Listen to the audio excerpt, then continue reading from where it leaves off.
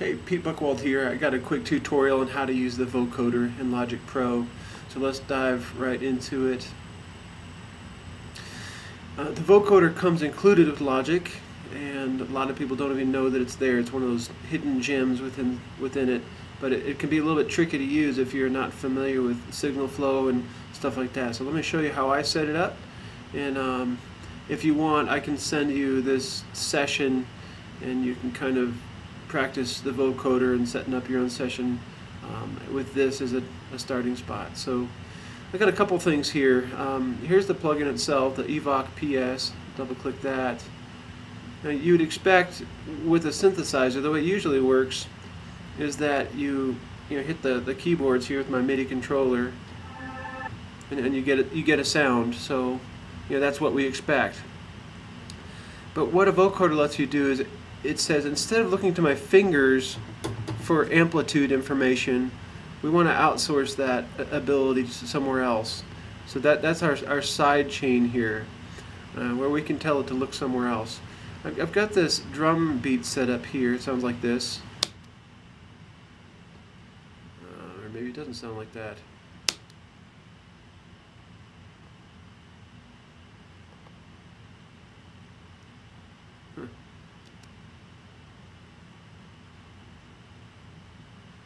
Something's so muted. That might help things. Okay, so got the drum beat. How about we tell the synthesizer to look to this for amplitude information? So the way I do this is that I go to Ascend and I say I want a bus. I'm going to choose, how about bus 6? Alright. Then I'm going to option click on this little knob here, which takes it up to unity gain, or digital 0.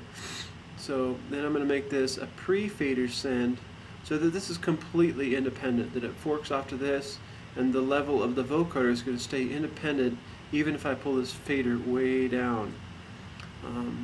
And in Logic, when you create a bus, it automatically creates an auxiliary track. And in this case, this is not helpful because we don't want to hear that dry sound going off. We only want to hear this vocoded sound. So before it's going up from bus to this channel, and the signal from the drum machine is also forking out to this channel, coming out dry. So we got to mute that dry stuff. Alright, so now we'll play the drum beat. First you got to highlight the track that the vocoder track, so your keyboard works. So now we'll hit the space bar, let the drum beat play, and I'll play some chords on the keyboard, and you can hear the vocoded drum beat. Is my drum beat going? I just don't get this. Did I turn the thing off? It's on.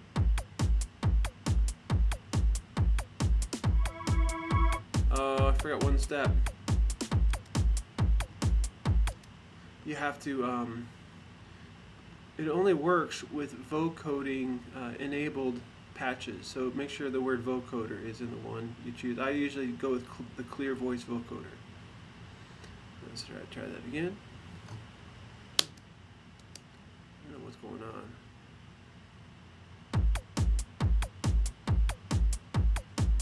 There you go. I didn't set up my side chain. Bus, let's say 6.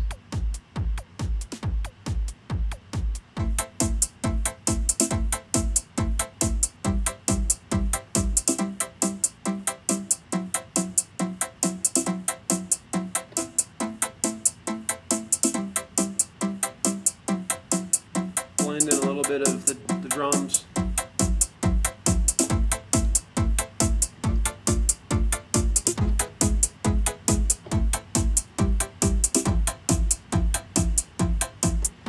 So that's pretty fun right out of the chute. But you can also tell it to look to a microphone. So this audio 2, let's tell it to look to that.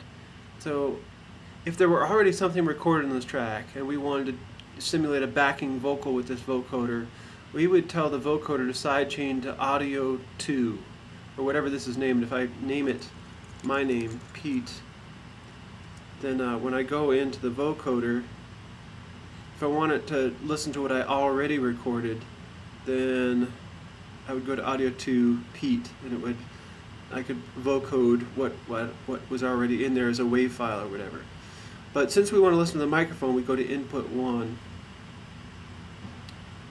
Now, when I arm it to record, we're going to get a little delay in my voice. Here, I think I need to kill the microphone here. Oh, I can't. Shoot, this isn't really going to work. You're going to be hearing my microphone here also. Let me change my plan here. Let me record just a short little thing, and then so you can hear it right from the software.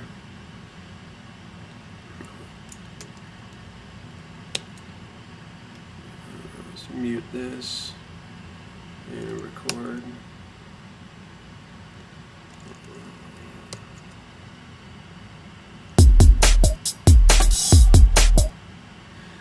This is Pete, and I am Vocoding.